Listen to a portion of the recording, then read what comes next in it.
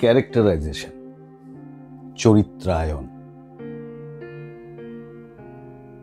খুব দ্রুত একটি চরিত্রকে চিত্রণ করতে গেলে একজন আর্টিস্ট, একজন অ্যাক্টর হিসাবে কি কি দিকে নজর দেওয়া উচিত, এখানে একটা মেথড অবশ্যই আছে। আমরা এই পদ্ধতিটাকে বলি 4Ws: who am I, where am I, when am I, why am I. এই 4টে প্রশ্ন একটি দৃশ্যে কাজ করতে যাওয়ার আগে করুন। হু অ্যাম আই, আমি কে? চরিত্র সম্পর্কে একটা সমগ্র ধারণা থাকলে আপনার অসুবিধা হবে না। কোনো প্রশ্ন থাকলে অবশ্যই আপনার পরিচালক অথবা সহপরিচালক যারা আছেন তাদের সাথে প্রশ্ন করে আপনি আপনার যে উত্তরটা জানতে চাইছেন সেটা জেনে নিতে পারেন, অসুবিধা নেই। হোয়ার অ্যাম আই, কোথায় আমি? হোয়েন অ্যাম আই, কখন আমি এসেছি, কি অবস্থায় এই জায়গায় এসে দাঁড়িয়েছি, কখন? হোয়াই অ্যাম আই, কেন আমি এসেছি? এই 4টে প্রশ্ন যদি আপনার কাছে পরিষ্কার থাকে চরিত্র সম্পর্কে, তাহলে মোটামুটিভাবে চরিত্রটাকে এস্টাবলিশ করে দেওয়ার জন্য ওই দৃশ্যে অসুবিধা হওয়ার কথা নয়। দেখুন, চরিত্র চিত্রণ সমগ্র ছবি ধরে একটু একটু করেই তো একটা ছবিতে একটা চরিত্রকে যদি দেখানো হয়, সে যেটুকুই থাকুক তার একটা শুরু আছে, তার একটা শেষ আছে। তা চরিত্রটা যখন অ্যাপিয়ার করছে কোনো একটি দৃশ্যে, কোনো একটা দৃশ্যে, কোনো একটা ঘটনার মাধ্যমে, সে তো দর্শকের সামনে এসে দাঁড়াবে।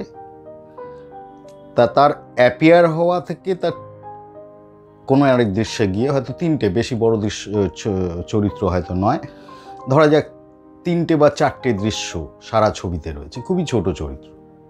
কিন্তু আপনাকে আবিষ্কার করতে হবে যে লেখক বা নাট্যকার বা স্ক্রিপ্ট রাইটার বা গল্পকার, যিনি এই ছবির গল্প তৈরি করেছেন, যিনি স্ক্রিপ্টটা লিখেছেন, তিনি এই চরিত্রটাকে রেখেছেন কেন?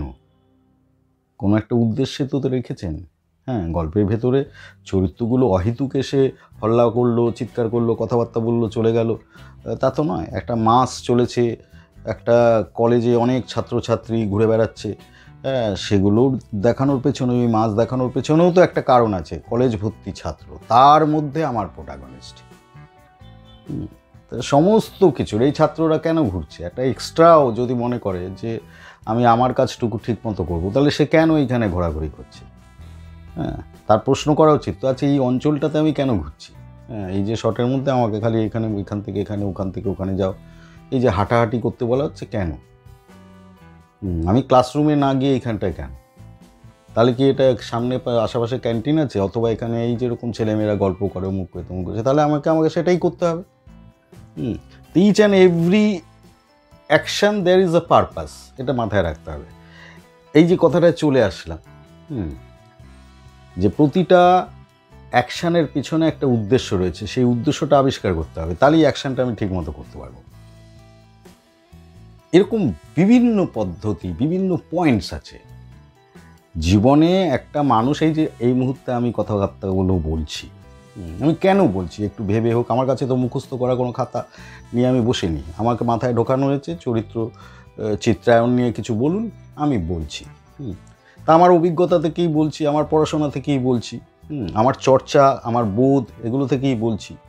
তার মানে আমি অতীতে যে অভিজ্ঞতা অর্জন করেছি তা বর্তমানে এক্সপ্লেন করতে আমাকে সাহায্য করছে।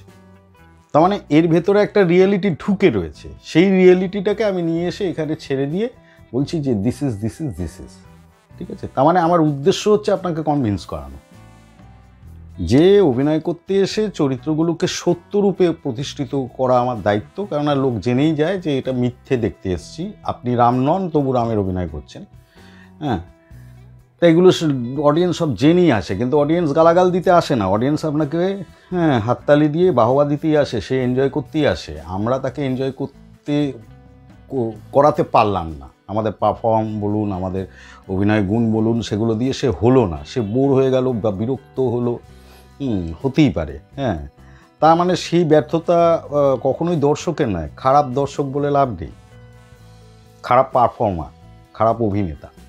হ্যাঁ, যাই হোক সেগুলো ছাড়ুন। চরিত্র চিত্রণের ক্ষেত্রে যেটা আমি ছোটো কথায় বলি কি আর, চরিত্র চিত্রণের ক্ষেত্রে এই 4টে পয়েন্ট মাথায় রাখলে একটা চরিত্র মোটামুটি দাঁড় করিয়ে দেওয়া যায়।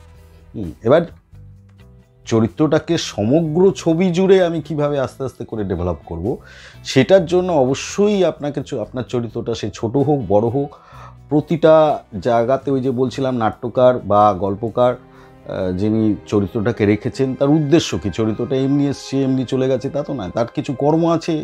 এই যে একটা পৃথিবী বানানো হবে, ছবির ভেতরে তো একটা পৃথিবী, ডিরেক্টরের পৃথিবী, তা সেই পৃথিবীতে আমার পৃথিবীর মতোই তো অনেক ঘটনা ঘটবে, আমার পৃথিবীর বাইরের কোনো ঘটনা ঘটবে না, ঘটে না, আমরা সব ইমিটেশনস অফ লাইফই করি।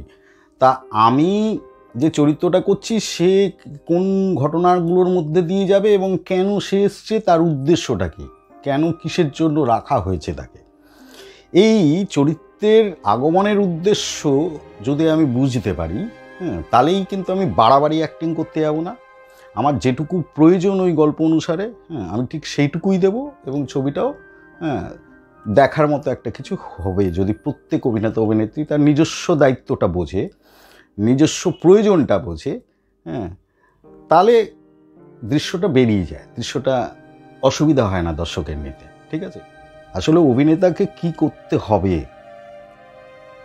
তাকে তারই এই চেহারা, এই মন, এই কণ্ঠ, এই শরীর দিয়েই 1000টা মানুষ হতে হবে। তার মানে তার নিজস্ব কোনো শেপ নেই, জলের মতো তরল, যেখানে ঢালবে ঠিক সেরকম হয়ে যাবে, সেই শেপের হয়ে যাবে। কাপে ঢাললে কাপের শেপ, বোতলে ঢাললে বোতলের শেপ, প্লেটে ঢাললে প্লেটের শেপ। ঠিক আছে, তাই নিজেকে ওইভাবে তৈরি করতে হবে, অভিনেতাকে ওইভাবে তৈরি করতে হবে। তা যাই হোক, এই 4টে জিনিসের উপর নজর রাখবেন, তাহলেই একটা চরিত্র চিত্রণের পক্ষে সুবিধা হবে। দেয়ার আর লট অফ মেথড একটা অভিনেতাকে সত্যি রিয়েল হিসাবে প্রতিষ্ঠিত করা, অনেক অনেক পদ্ধতি রয়েছে। 1000 পদ্ধতির মধ্যে থেকে প্রতিটা মানুষের নিজস্ব পদ্ধতি, নিজস্ব ফ্যাক্টর বেরিয়ে আসে, জীবন দর্শন থেকে বেরিয়ে আসে, সেগুলোও কিছুটা হেল্প করে। মনটা খোলা রাখতে হয়, এই আর কি। বাকি কথা নিয়ে পরে আবার কথা হবে।